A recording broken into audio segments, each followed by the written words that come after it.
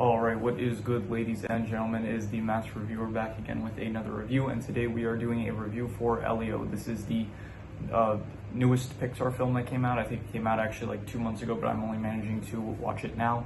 And so yeah, in general, like Pixar has not really been hitting for me lately. I think the last good film that they really released was like Luca back in like 2021, so I didn't see Lightyear though, so maybe that was good, but yeah, so anyway, that's my background. I went into this with like not really very high hopes, and so yeah, let's just get into it.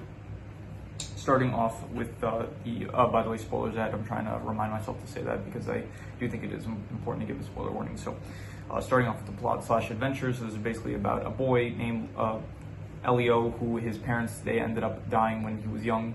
You don't really find out how, but his parents ended up dying, so he's being raised by his aunt, and his entire, basically he really like he gets into aliens and stuff, and so he really wants to get abducted by aliens so he could be in like a world different from Earth, because he thinks that his aunt doesn't really he like causes trouble for his aunt, and it's kind of weird because like he wants to leave Earth to like be with aliens because he thinks his aunt doesn't love him, but it's like his aunt kind of like, she gets upset with him because he does this kind of stuff where it's like he doesn't want to be on Earth, so it's a bit weird that way. But anyway, so he does actually they do, so because of a message that I think NASA or something sent out in like 1970 something, like a golden record, aliens managed to get that, and so they sent a message back, and so Elio, he managed to send a response to them saying like, yes, I'm the leader of Earth, whatever. So he manages to get, they managed to find him on Earth, which I was wondering how they were able to do that, but then they do have like that thing that basically has all the knowledge in the universe, so then I guess that's how they found him. So they do manage to find him, they abduct him basically, and then he's like he becomes the ambassador for Earth. Not really ambassador, but it's like they basically treat him like he's the leader of Earth because that's what he told them. And so then there's another group of aliens, I forgot what they're called, their race, but the leader of them is Lord Grigon, and so he's the leader of this other group of aliens that want to be part of the Communiverse, which is basically all the alien groups that are like they form like a coalition to like share knowledge and stuff and all that. So then he says like he wants to join them because it's like for the greatest leaders in the world, not the world, the greatest leaders in the universe and stuff, and he's like one of the strongest in the universe, so he wants to join. So.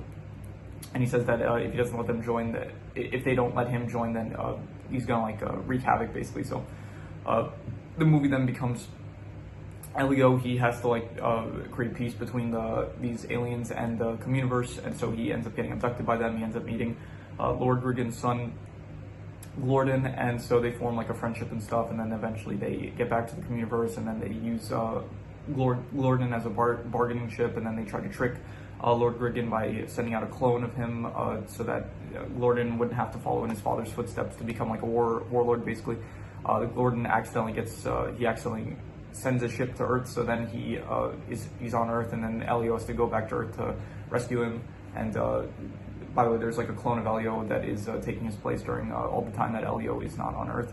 And then so then Elio with his aunt Olga, they manage to they managed to get Glorden back. They managed to get back on the spaceship, and then they fly back to the Communiverse. And then because they saved Glorden for Lord Grigon, he's not trying to kill everyone at this point. And so and the Communiverse are like, okay, even if you got us into this mess, you did sacrifice us to save like all of us, so we'll let you join the Communiverse if you want to. But then ultimately he's like, no, I didn't give Earth a try, so I'm going to try to give Earth a try now. So in terms of the plot / adventure, I'm going to say that I'll give it like a 5 out of 10. It was not good, but it wasn't bad. I'd say like it was just, I don't know, it wasn't the most interesting for me, but it wasn't bad. I'd say it was just 5 out of 10. I'd give it not good or bad.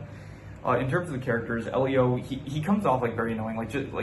There's like these other characters like Bryce and Caleb that they try to like be friends with him, kind of. It's like they're not be friends, but like they do try to join his club and stuff. And it's like he basically says like, oh, here, give me the radio that you brought for me, and then it's like, but then leave, like get out of here. So I don't know, that came off as like leaving like he's very childish. He is very much like a kid, and so he doesn't think things through like fully. So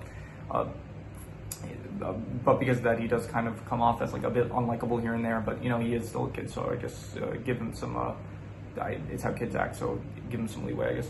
Olga, she's good, I think, like as this aunt that she's like in this position that she doesn't want to be in, really. Like her brother died and her sister-in-law died, and so now she has to raise Elio, and so it's like a tough position to be in, like to raise like a child whose parents died. So I think she's good. Like she handles it probably how I feel like most people handle it, where it's like she just kind of like lose her mind because of the antics that Elio gets up to. So I do think that she is, but she does truly care for him. Like she does want just the best for him. So, but she does have like that character growth that also in like the movie Role Models, which I reviewed not too long ago. There's like the parents in that movie. It's like they didn't really, they didn't like the interest that their child had. So. Also in this movie, for some reason, like Olga, she's like she doesn't like the fact that Elio's into aliens and stuff, and I don't really like that parent trope where it's like a parent like doesn't approve of like their child's interests and stuff. Like it feels very shallow. So anyway, who else? I like Gordon. He was good. He was a fun like little side character that was not in the movie. He shows up like halfway in, but he's a good character. I'd say Lord Griggan, he was also fine. I would say that he had some good moments, especially when he first meets Elio. I like those.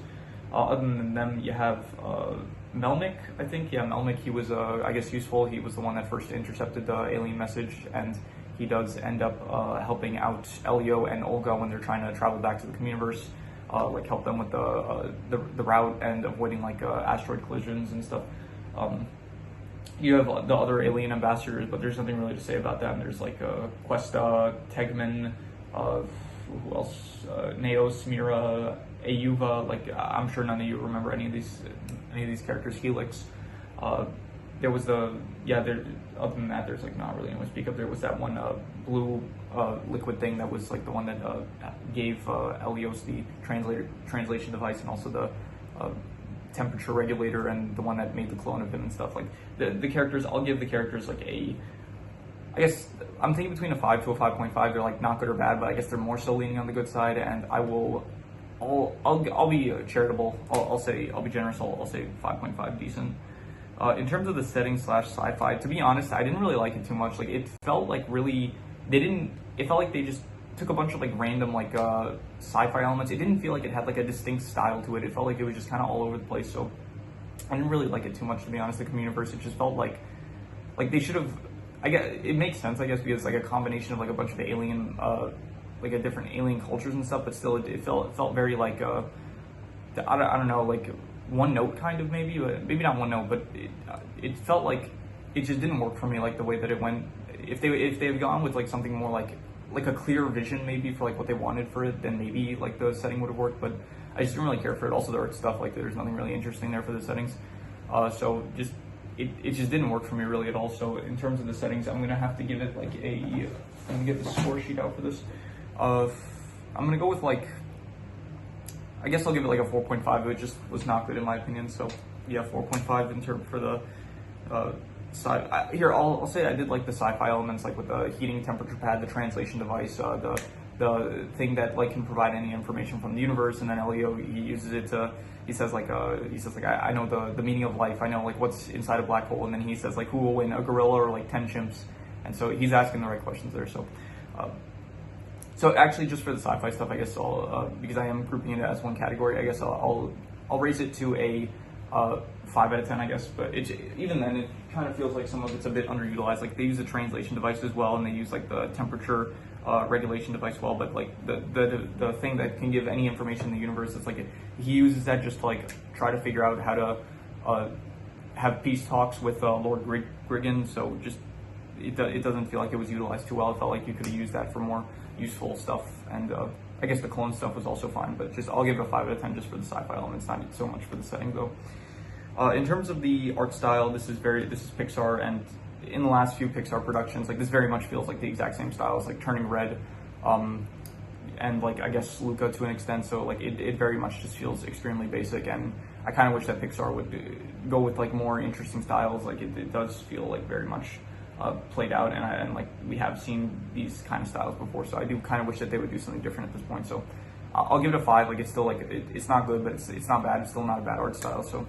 I'm just gonna give it a 5. Like it doesn't look interesting to me really, so I'm just gonna give it a 5 because ultimately it's still not bad. Like it's Pixar, they always have like very like no matter how bad it's gonna be, it's still gonna look decent to some extent. So, but yeah, I'm just gonna give it a 5. In terms of the comedy, I don't really know what this was listed as, so I kind of like it was hard for me to find the genres of this, but I think one of them may have been a comedy. So in terms of comedy, yeah, there were no jokes that really maybe like, in fact, I'm not going to list this, I'm not going to rate it as a comedy because I couldn't find like an exact genre for like what this movie was, so I just kind of like, I found like something, but it listed like a bunch of different genres, so not like a clear, like sometimes like Google, it'll have like a clear cut, it'll list like the genres of the film, but in this case it didn't, so I just kind of had to like try to figure it out on my own. So I'm not going to rate it as a comedy because it didn't feel like a comedy, so I'm rating it as a drama and a family film, also sci-fi and adventure, but those were in the previous category. So in terms of the drama, I guess it was decent, I guess 5.5. Like it did feel like, I guess, a bit tense, where it's like when Lord Griggin does start invading and stuff, and then Elio, he does get sent back to Earth, and it's like he left the communiverse like in shambles basically. So I did think that there was some decent drama, like where they have to get back to the communiverse, and also like Glorden, he's like he's running out of time because he's starting to freeze to death because he's not used to temperatures of like, I guess, space or Earth and stuff. He's used to more like his alien race needs to have like hotter temperatures in order to survive. So I guess there was a bit of like tension there, but still it's like 5.5. It is still like a Pixar film, so it's like it does cut some of the tension loose when you know, like, usually by the end like everything's going to turn out fine. So in terms of the family aspect, I'll give that a 6 out of 10. I did think that there were some, it was above average, I'd say. I did think that the family aspect was, it wasn't bad, like, especially between Lord Griggin and Glorden. I did like the part where he's like, I may not understand you, but I'll still, like, love you always. And I think that was a good message for the film. So I did like that. And also between, like, Elio and Olga, I thought that was good, like, their relationship, how it's like Elio understands that Olga does truly care for him, even if she doesn't really show it the best or something like that. So 6 out of 10, I'd say, for family aspects. In terms of the worst thing, I don't really know what I will give the worst thing. I can't really think of like the worst thing per se. I guess I'll just say for specifically the setting, not the setting / sci-fi. I'm saying specifically the setting. I didn't really like it. It was not good in my opinion. So I'm just gonna give it a 4.5 for the setting specifically, and not the sci-fi / setting. In terms of the best thing, I guess the best thing, I'll just reuse the best score, which was the family aspect, which was 6 out of 10. So another 6 out of 10 I'll say for the family aspect, because I thought it was above average. Any extra notes that I had, I didn't understand, like, they got a message from possible aliens, and Olga just immediately dismisses it. She's like, she's just like, it's probably nothing, just go home, like take a rest or something. Like, would you not at least send that to like some specific department to analyze or something? It feels weird that she would like immediately dismiss it. At the start of the film, Elio, he does say like, you're not my family to Olga, which I feel like it could have worked if she was like his adoptive like mother or something like that, but the fact that she is his blood related aunts, it feels like that line didn't really work, like, you're not my family. So there was a time freeze. I always like time freezes. Those are always cool to see. What else? I think when the clone died, he like stuck it, he did a thumbs up, so that may have been a Terminator reference, I'm not sure, but if it was, then cool. I wrote down a quote, "That's amazing, good for you," and I forgot what that was in reference to. So that is a quote in the film, and I think I had something to say about that, but at this point, I don't remember what I had to say about that. So yeah, I'm just gonna move on from that. So yeah, that is all the extra notes I have. So I'm going to do the calculations. So King Crimson. All right, so it ends up coming out to about a 5.5, which would be decent, but I would probably be a bit harsher with that. I would probably like say it's more leaning on like a 5, to be honest. It's like, it's not good or bad really for me, but I think I'm gonna be harsh and just give it a 5. I'd say it wasn't good.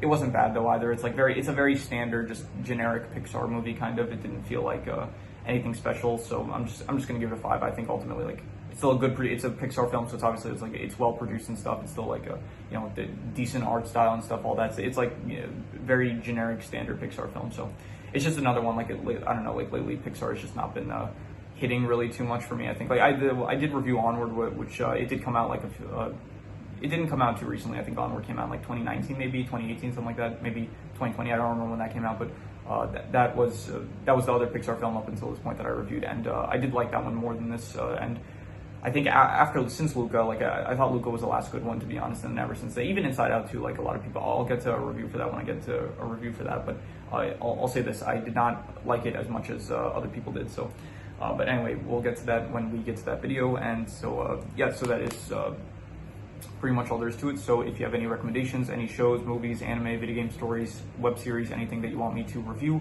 leave it in the comments and I will maybe possibly check it out. But with that said, that is pretty much all there is to it. So let's leave it at that.